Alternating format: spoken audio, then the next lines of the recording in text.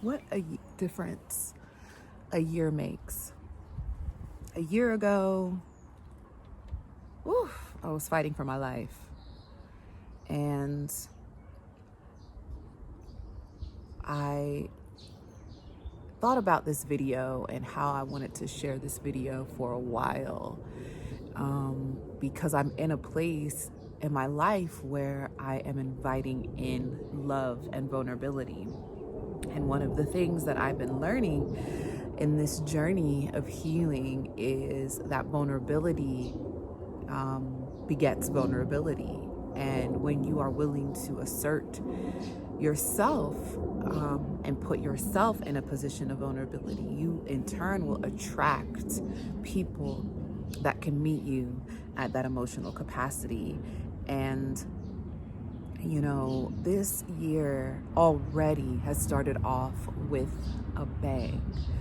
I'm so thrilled. I feel like the girls and I are about to move into a dream home. They're about to start school out of school in Africa, in South Africa, where they will be learning additional African languages. It's African centered, founded by an African couple. I am fortifying relationships in my life that feel lifelong. And it was time. It was time for me to share. And because I speak to so many women, mothers that are either divorced or single, and they have children, I felt it necessary to be a bit more transparent. And I do on my calls. And because I know y'all are out there, know y'all are listening. And then I know there's also men here on this channel. I want to share what the experience was like for me, healing, after heartbreak. And so if you're new to the channel, welcome. My name is Ashley. On my channel, Ashley in Africa, I talk about my experience of moving, living, and doing business here on the continent.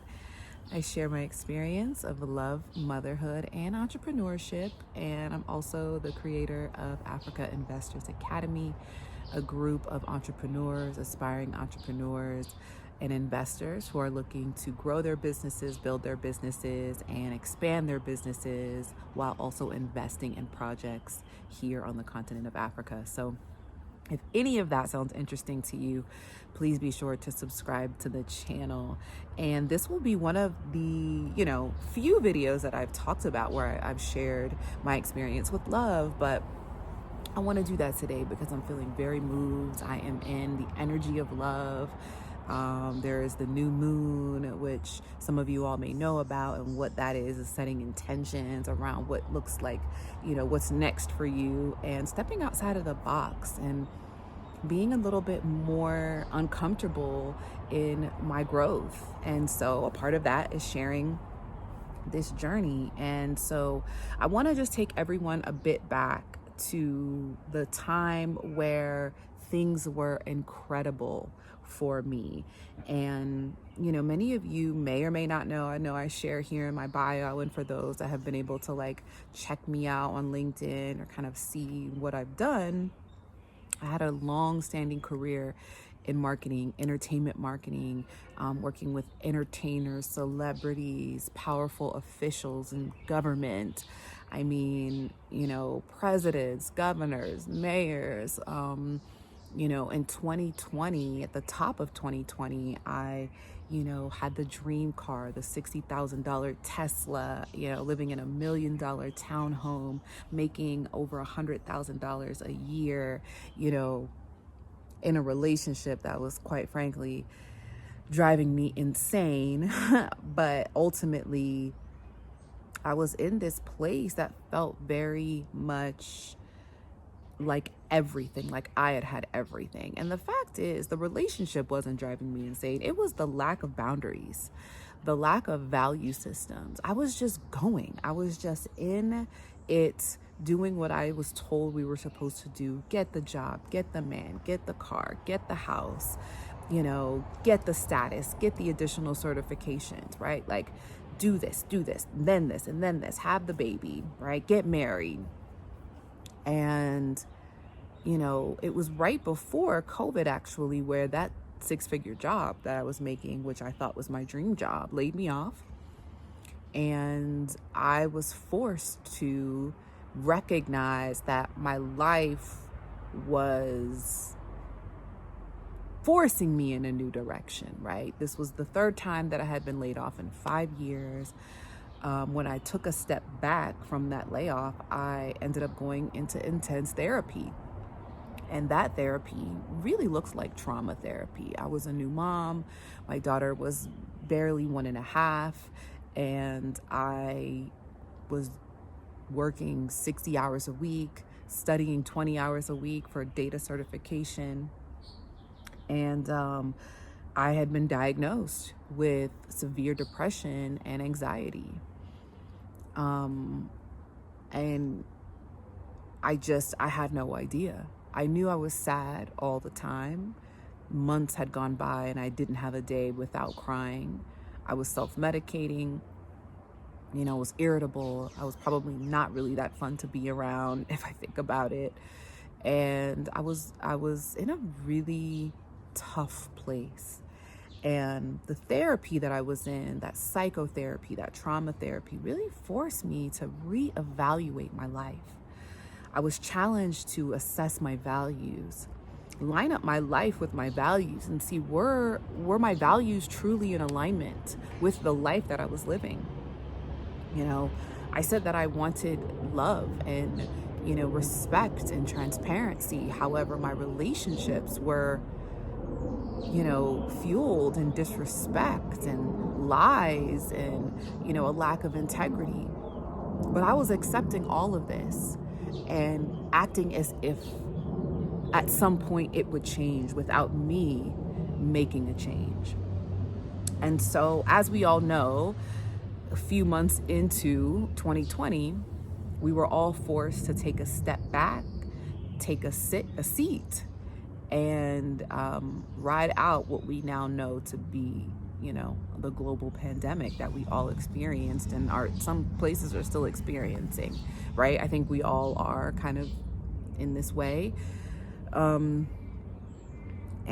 it was then where I truly immersed myself in setting boundaries, relentlessly pursuing joy, evaluating and making a decision on what it was that I wanted for myself, what it was that I wanted to do, what did I always want to do, and accepting nothing less, right? So, I poured into therapy, I poured into journaling, I poured into worship, surrendering, just doing what I needed to do for me. I started researching, traveling abroad, moving abroad, and started connecting with people that were doing that. I think I mention it all the time, right? I always wanted to move abroad, but I thought that as a mom, that was something that was pretty much out of the question at that point. And, by this time, I had set the boundaries so clear that my relationship had truly it came to an abrupt end. And, I knew that was something that was no longer holding me back. And of course, it was hard. I think a lot of men, when they hear single women praising each other, or single mothers putting themselves in a position of empowerment, they take offense to that because they see it as a destruction to the Black family. And while I don't promote being a single mother, right? I promote the fact that you can still be empowered after making one of the hardest decisions of your life. No mother, very few, right? Because there are some women that go and do this thing and they want to be single, but for the most part, no woman or no mother wants that for herself or her child.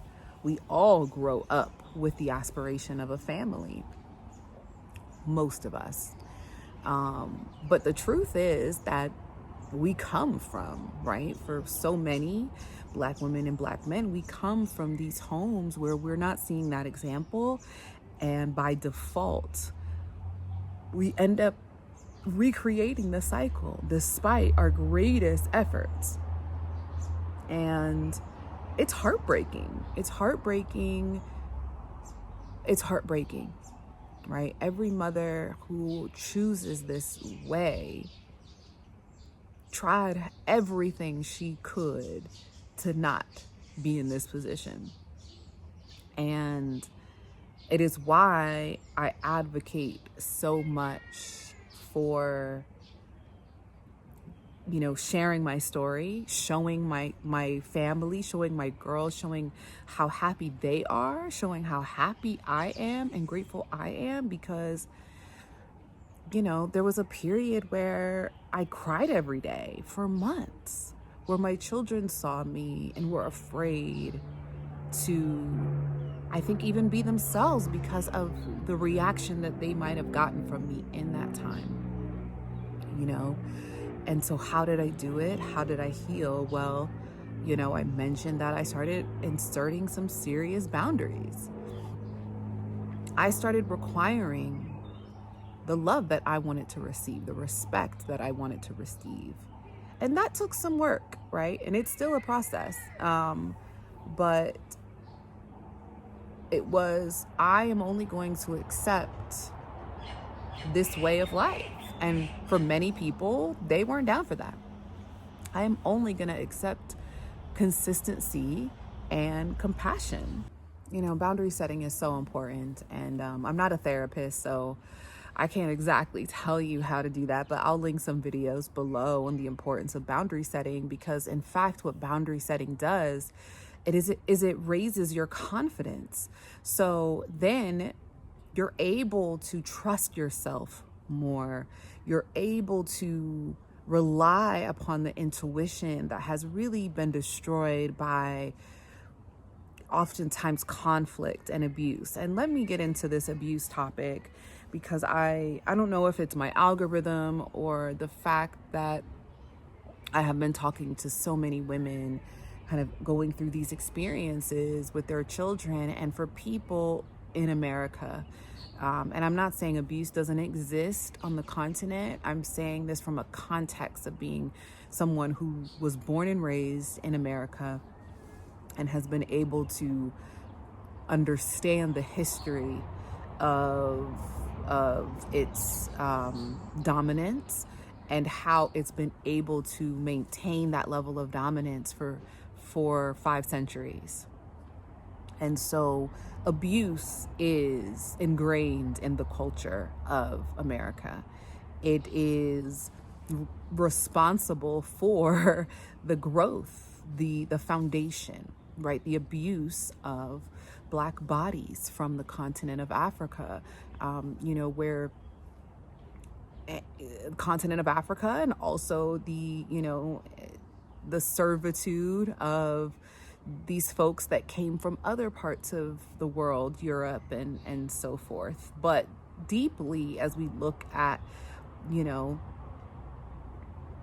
the African population that foundationally provided capital, seed capital for the country of America, into the way that it asserts its dominance today, the way it asserts its power through gaslighting, providing false and inaccurate information to its population, the way it manipulates people into spending money through media and advertising, the way it manipulates people into consuming products and foods that are bad for them, to then manipulate them into consuming and being forced into big pharma and taking medications and things that they are a result of what they've been consuming, or also manipulating them into this idea of a 5-day 40 to 60 hour work week, or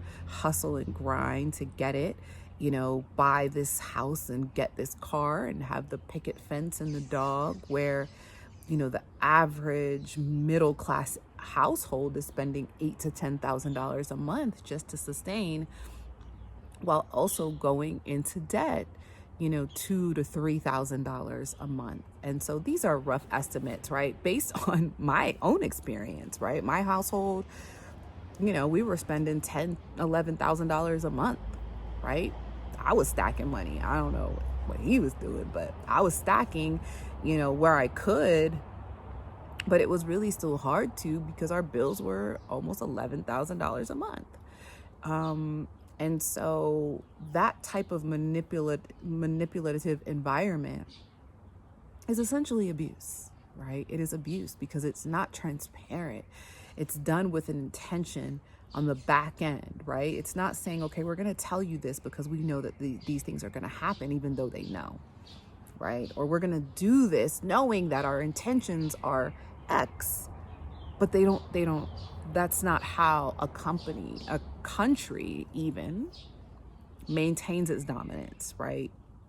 And I know that even as a marketing professional, studying consumer behavior, studying psychology, understanding how to connect with people and make them have an emotional attachment to the thing that you're selling them or to the product that you are telling them that they should aspire for. And so, saying all that to say, when you have a country rooted in that level of manipulation, gaslighting, abuse, you will also have a people that adopt those tactics in order to position themselves to the proximity of success in that environment. Okay, so in layman terms, what do I mean by that? What do I mean by that? Those looking to be in proximity of those that are having success in that type of society. Well, Black men and Black women in America have had to adopt certain traits to ascend, to protect themselves, right? But also to ascend this corporate ladder. So, personal example, the aggression that has to take place, in the corporate space. I wouldn't even say that I adopted that, right? But I'd say maybe kind of this resilience, this relentless pursuit of, the bag, or, get your money, stay in your bag, stay focused on the money, stay focused on the vision of acquiring success and wealth. Where does that leave compassion? Where does that leave empathy? Where does that leave understanding?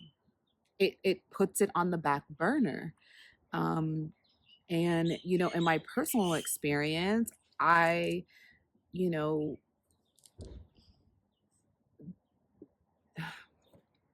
abuse is just interesting. A lot of people don't realize they're in abusive relationships by just living in America. And I would say, just from my personal experience of, being in abusive relationship at one point, you don't realize it's abusive in the beginning, right? Because it doesn't start with, blows to the face. Like, that isn't the definition of all abuse. Abuse can look like manipulation. It can look like, oh, you saw something in my phone, but you're being sensitive. You're being sensitive. Why are you being insecure? Or, hey, I really need, you to pay this bill for me until this project comes through and I'm able to get compensated. And then that day comes and, oh, nah, like this happened or this happened, but you're buying, jewelry or a Louis Vuitton bag, but you haven't paid back the money to your partner that you said you were going to pay. Or, you know, anxiety, what's that? Like, that's for people that don't know how to deal with real world problems, being shunned or being put down because of a condition or experience that you're having. And what happens also is that you end up adopting the traits of the said abuser. So it's impossible for a person who is in an abusive relationship and in an abusive environment to not adopt those traits of the said abuse, of the abuser. Now, some people retaliate against their partner. Some people retaliate against their loved ones and friends. Some people retaliate against their children. That's a dangerous thing that I also have seen. Um, but the idea is remove yourself from that environment, whether that's the home, the relationship, the city, the state, the country, the continent. It's about, you know, being able to identify that this is not okay. This is stifling my security. This is stifling my confidence. This is stifling my growth as a human being. And then, especially as a mother, to be able to now have to reciprocate love, values, um, compassion, understanding, all of those things, and to teach children now so that you're not repeating that cycle, right? That's been my goal. And a part of that goal is, you know, has been the healing journey, right? Like my goal is really to not repeat what I experienced. And you cannot not repeat what you don't heal. So you will repeat what you don't heal, which is why a lot of women and men kind of enter into these relationships where the person might change, but the relationship and the experience doesn't. It's only a matter of time before that abuser turns that light back on and the person ends up seeing, kind of who they are. But it is why I'm just so passionate now about sharing my experience, showing my girls, supporting people, adding value to the community through my experience, through creating resources. Um, yeah, because I've been there and I'm still on this journey. I'm still healing. I'm still, putting myself out there, being vulnerable. And it's so funny because you really will get what you put out. And in this moment, as I am sharing vulnerably, I am in turn allowing and creating space for other people that I love to be vulnerable with me. And it's a beautiful thing. And it's a cycle that I will gladly repeat. And so I hope this resonated with you. I hope it was helpful. And you can do this, mom. You can do this, dad. I know I spoke a lot to women, but there are men out there that are, dealing with this type of experience, and single dads. And also, for men that are in a relationship, um, and might notice there are some of these things: control, financial manipulation. You may see some of these things. Shame is a natural emotion. Heal that, dive deeper into that, take accountability of that, so that you can in turn provide a safe space for that woman in the future, or for that child in the future. Because you don't deserve what happened to you, because 9 times out of 10, the people that abuse have been abused. But it doesn't mean you have to perpetuate that. It is your responsibility to heal that and to create a better space for those that come after you. So that's what I do through my videos, through my content, through this entire experience of being in Africa. It is a representation to my girls and to my lineage that you never give up on yourself and the things that you want to accomplish. Pursue joy relentlessly at all costs. And then ultimately that joy turns and manifests into peace, because we are the co-creators of our life. You are the co-creator of your life. Your life is exactly where it is because of the choices that you make. And that's hard for a lot of us to hear. But once we start to make the choices that are best for us, our life will start to bear the fruit that we want it to bear based on our choices. So I hope this video was helpful for you. If you enjoyed it, please like it and share it with someone who would find value in it as well. Until the next video, I'll see you soon.